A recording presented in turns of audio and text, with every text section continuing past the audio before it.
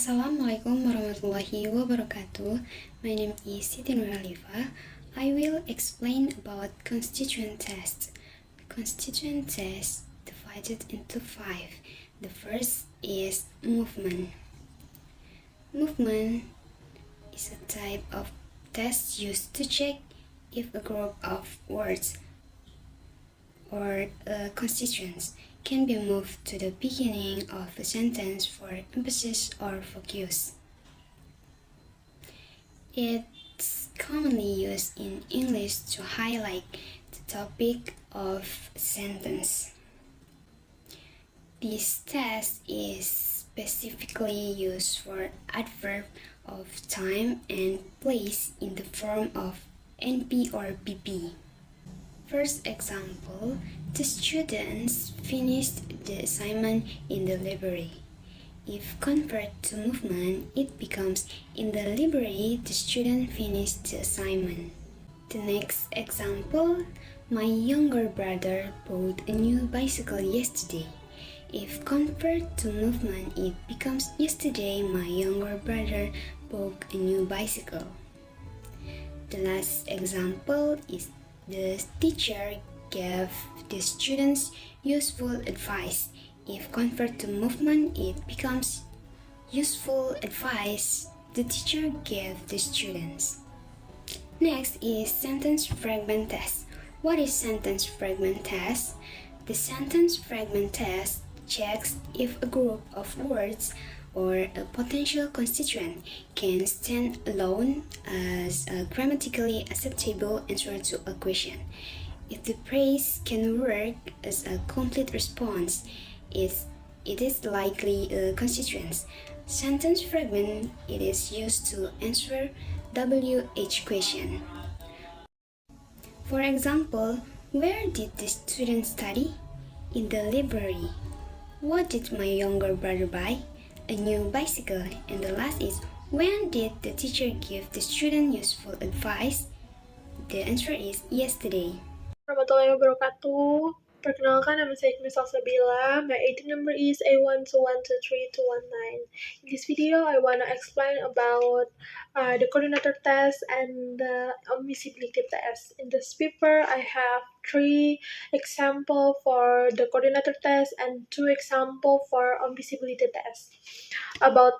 Before that, saya ingin menjelaskan sedikit terkait koordinator test. Koordinator test yaitu menghubungkan dua unsur menggunakan kata penghubung. Kemudian memiliki arti yang gramatikal dan yang sama atau bisa dikoordinasikan. Oke, di sini contohnya pertama ada John and Mary. John and Mary is a good because is noun and noun. Dia memiliki gramatikal yang masih sama. Kemudian for bad-nya itu John and Ferry. Dia adalah noun and adverb. Jadi dia tidak memiliki gramatikal yang sama atau sesuai. Kemudian contoh kedua yaitu finished and prepared. Finish and prepared is verb and verb. So is good. And next is finish and exam. Finish is verb and exam is noun. So is bad, yeah, because don't have grammatical or not have coordination. And the last example is under and beside. Under and beside is PP and PP, so it's a good. And the under and table is under is P, table is noun, so it's a bad. Hi everyone, let me introduce myself first. My name is Raliniti, or you can call me Miss Rali, and my ID number is A1213221. And now I will teach you a lesson about constituent test in part pro form. Let's check it out. Before we start, I want to ask you first, do you know what is perform? Or apa itu perform? Mari kita lihat di slide PPT ini. So, in the first slide, we can see it here. What is a proform? Okay, so a proform is a word that can replace a constituent, such a phrase or clause in a sentence. Jadi, proform adalah kata pengganti. Seperti itu. The main purpose is to avoid unnecessary repetition and to test whether a group of words forms a valid constituent. Jadi, tujuan utama dari proform adalah menghindari kata yang berulang setelah kalimat sebelumnya, gitu teman-teman. Oke, jadi proform ini terdiri dari beberapa, yaitu pronoun, proverb, proadjective, and preposition. There is 4 proform, but in the preposition there is 2, such as preposition in time and preposition in place. Oke, jadi yang akan kita pelajari pertama yaitu pronoun. Pronoun itu used to replace a constituent noun as a noun phrase. Jadi itu adalah kata pengganti dari noun, yaitu pronoun.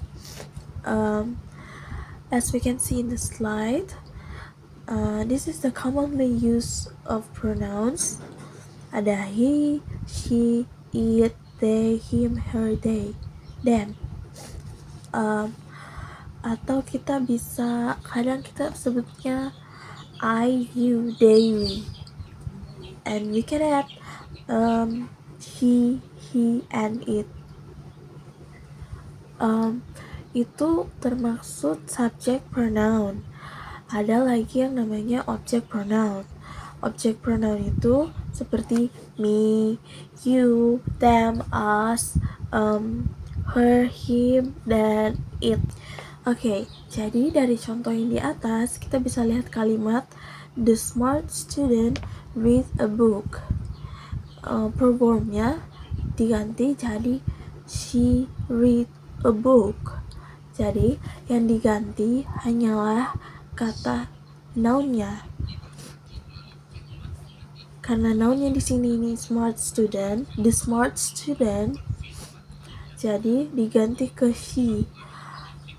Ini hanya contoh, karena ini tidak disebutkan namanya, jadi ini bebas disebutkan she or he. Jadi simpelnya itu ya guys, dalam menentukan sebuah pronoun dari sebuah kalimat, kita harus tentukan dulu yang mana nounnya ya, dan itu yang bisa diganti ke pronoun. Oke, untuk slide selanjutnya yaitu ada proverb.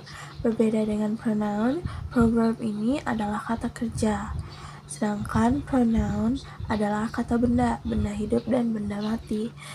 Sedangkan pronoun itu juga bisa ada di subjek dan objeknya, sedangkan verb itu kadang ada di tengah-tengah.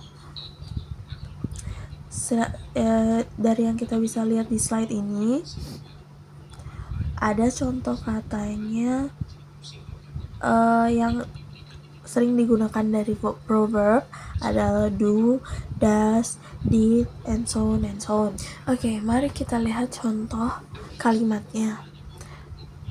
The original kalimat itu John washed the car and Mary washed the car too. Nah, katanya berulang kan. Jadi karena agar katanya bisa lebih simpel, kita bisa ganti ke John washed the car and Mary did so too. yang diganti katanya itu kalimat di belakangnya ya guys. Kenapa di sini diganti did so too? Karena watch itu bentuk kata lampau atau past tense, jadi diganti ke did ditambah dengan so. Jadi di dalam proverb itu sebenarnya ada rumusnya. Rumusnya itu rumus dari jawabannya dari kalimat selanjutnya itu bisa pakai auxiliary do, did, does plus kata so plus kata to. Jadi saya punya contoh kalimatnya. Misalnya, the student washing the car and we washing the car too. Jadi katanya bisa diubah ke the student washing the car and we do so too. Karena itu kata gerund jadi pakai do. Gantinya ke do plus so plus to. Pokoknya verbnya saja yang diubah di belakang menjadi auxiliary do, did, atau does ditambah dengan kalimat so to. Tapi kalau misalnya di kalimat pertama itu tidak ada kata to, di kalimat penggantinya itu di proverbnya itu tidak usah pakai kata to juga ya guys. Okay, we move to the next slide, yaitu pro-adjective atau kata ganti dari adjective phrase, kata sifat. Hampir sama dengan proverb, pengganti kata dari pro-adjective itu adalah so. Persamaannya di situ, tapi perbedaannya di kata tambahannya. Kalau di proverb itu dia pakai so to, kalau di pro-adjective dia pakai so is. Nah, ini dia contoh kalimatnya. He is very clever and his sister is very clever. Karena ini adjektifnya very clever, jadi di bawahnya diganti ke so is his sister. He is very clever and so is his sister. Very clever di sini yang diganti ke so is-nya, karena ini adalah kata sifatnya ya guys. Jangan lupa kalau dari pro-adjective, kalimat pro-adjective, di kalimat adjective yang ada kata sifatnya itu adjektifnya yang diganti di belakangnya ke pakai kalimat so is. Itu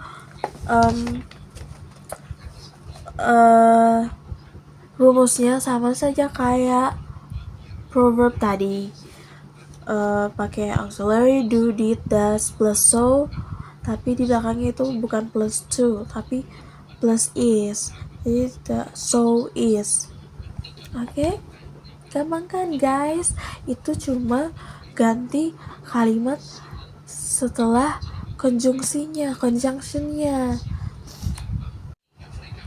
Oke, kita langsung pindah ke next slide.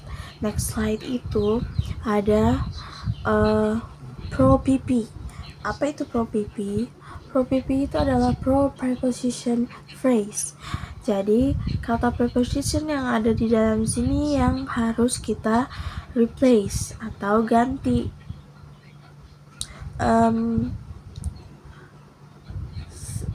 Contoh kata yang menjadi pro forms-nya yaitu there.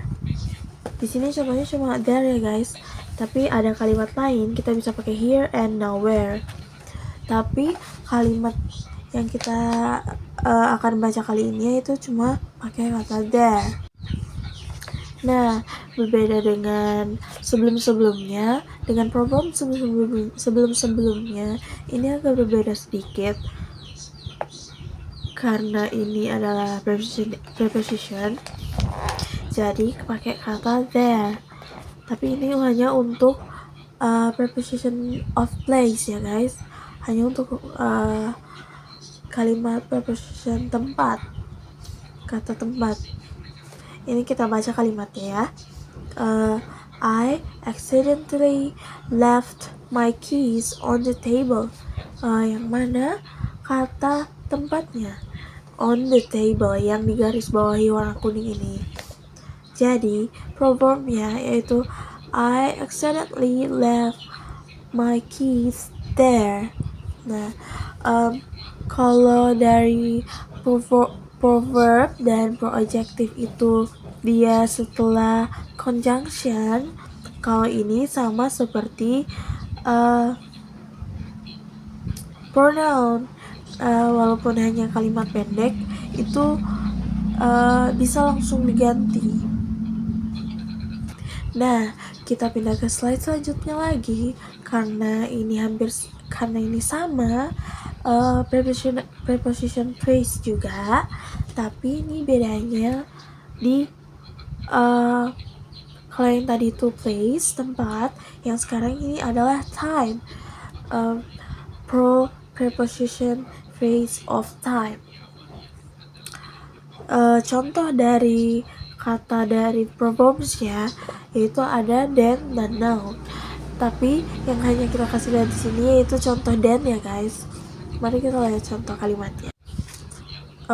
Contoh kalimatnya yaitu we will hold the syntax meeting in the morning. Nah, ini sudah jelas dimana kata ganti waktunya yaitu kata in the morning yang digaris bawahi ini. Jadi bentuk proverbnya yaitu we will hold the syntax meeting then. Sangat simpel kan guys.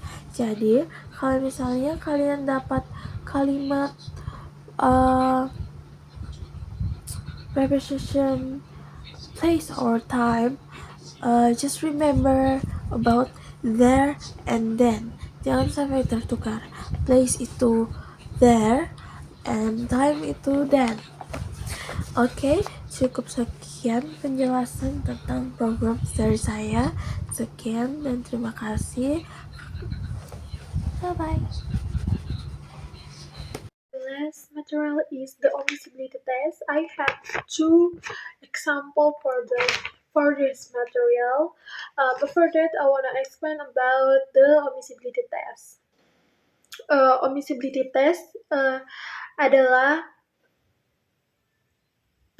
perilaku atau melakukan atau menghilangkan satu kalimat tetapi tetap memiliki gramatikal dan tidak mengubah makna utama dari satu kalimat,